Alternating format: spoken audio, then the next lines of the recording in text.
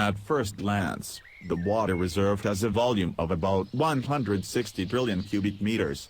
The estimate is from Francisco dos Matos de Abreu, a professor at the Federal University of Para. In the interaction between forests and water resources, the Amazon transfers about 8 trillion cubic meters of water annually to other parts of Brazil, commonly called flying rivers.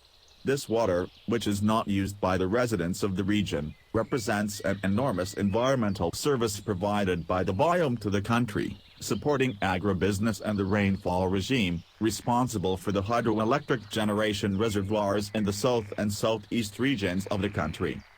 The volume is 3.5 times greater than that of the Guarani Aquifer, a freshwater deposit that covers the territory of Uruguay, Argentina, Paraguay, and Brazil, with an area of 1.2 million square kilometers.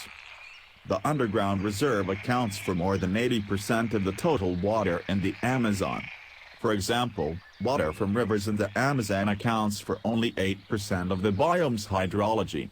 Atmospheric waters have equal participation rates. However, knowledge of this underground ocean was still very scarce.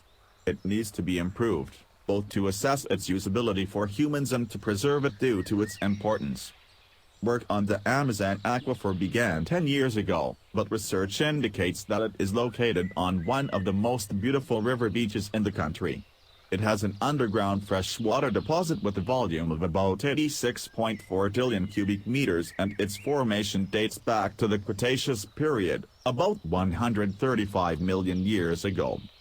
Nowhere else is it so abundant. In addition to glaciers, a fifth of the world's fresh water is in the Amazon. It may seem like a lot, but the rivers and lakes of this place only concentrate the visible part of this treasure.